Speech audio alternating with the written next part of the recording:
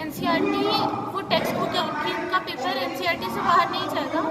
Specially bio में तो NCERT is like the Bible. अगर आप एनसीईआरटी को अच्छे से पूरा कर लोगे तो मुश्किल से 1-2 क्वेश्चन होगा जो एनसीईआरटी से बाहर जाएगा, वो आपका अटक सकता है। उसके लिए मैंने जो मतलब एलन का लिटरेचर था, मतलब उनका जो मॉड्यूल थे वो पूरे पढ़े थे। दूसरा मैं फिज़िक्स की बात करूँ तो फिज़िक्स में भी जो न्यूमेरिकल क्वेश्चंस आते हैं वो काफ़ी सिंपल आते हैं।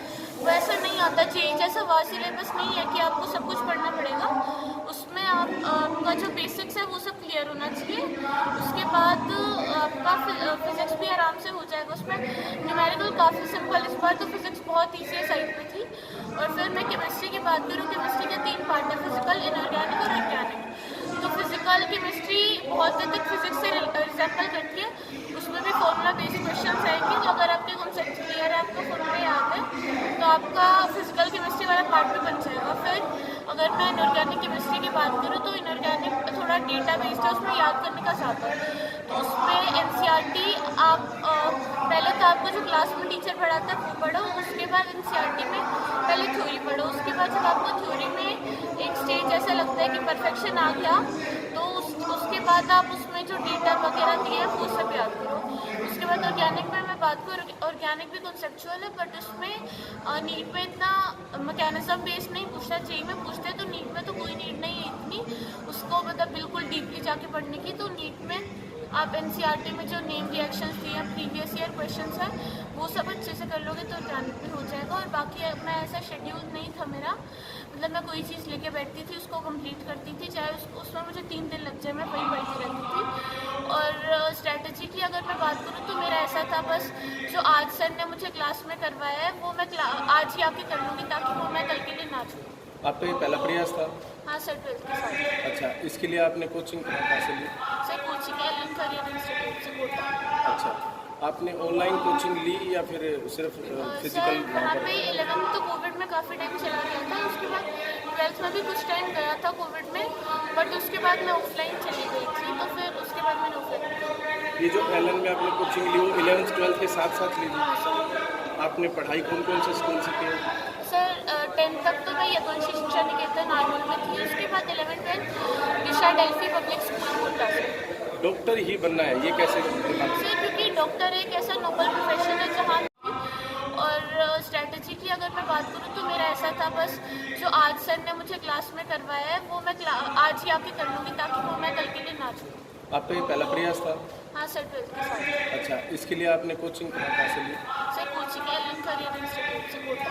अच्छा, आपने ऑनलाइन कोचिंग ली या फिर सिर्फ फिजिकल? सर वहाँ पे 11th तो कोविड में काफ़ी टाइम चला गया था, उसके बाद 12th में भी कुछ टाइम गया था कोविड में, बट उसके बाद मैं ऑफलाइन चली गई थी, तो फिर उसके बाद मैंने ऑफलाइन। ये जो एलन में आपने कोचिंग ली वो 11th 12th के साथ साथ ली? हाँ सर। आपने पढ़ाई कौन कौन से स्कूल से की?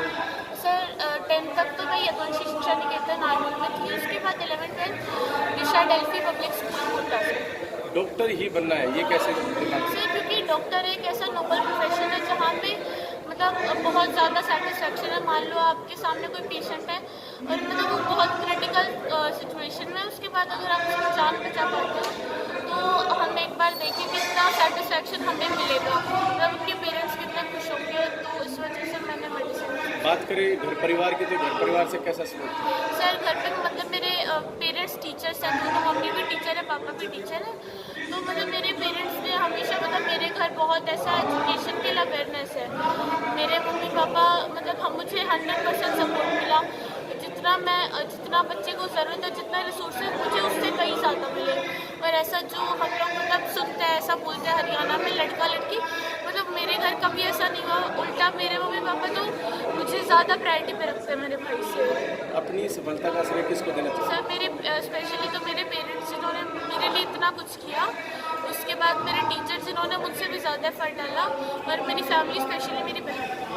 अपकमिंग जो बच्चे हैं जो पढ़ाई कर रहे हैं, तैयारी कर रहे हैं, उन्हें क्या कहना चाहेंगे? सर हमें मतलब क्या करना है कि जो हमें गोल डिसाइड करना है उसके लिए हमें काम करना है। उसके बाद हम मतलब अपना 100% इनपुट डाल दें। उसके बाद तुम रिज़ल्ट का ऐसा मत करो कि मुझे यही इतना ही लाना है, इतना ही करना है। रिज़ल्ट का प्रेशर मत लो, और अगर आप पढ़ते भी हो और रिज़ल्ट नहीं भी आता तो ये ज़्यादा टेंशन की बात नहीं है, क्योंकि एग्ज़ाम्स आपकी लाइफ में और भी होंगे, तो आपको और भी चांसेस मिलेंगे। आपकी लाइफ में आखिरी एग्ज़ाम नहीं होगा। आज गांव में और अन्य कई जगह पर आपका सम्मान हुआ है, संस्थाओं के बारे में, गांव के लोगों के बारे में क्या कहेंगे? सर वहाँ पे भी पिछले 2 दिन से ऐसा रोड शो वगैरह डोपर स्टोक शो चल रहा था और यहाँ भी आज मैं आई तब कोटा से, तब यहाँ भी ऐसा रोड शो टाइप किया और अभी ऐसा मतलब इन्होंने इतना अच्छा फंक्शन किया, तो मुझे काफ़ी अच्छा लग रहा है कि जिन लोगों ने मेरे लिए इतना कुछ किया फाइनली मैं उनके लिए कुछ करूँ। क्या आगे यूपीएससी या किसी अन्य प्रकार की विधा में जाने की इच्छा है? नहीं सर, मुझे डॉक्टर ही बनना है।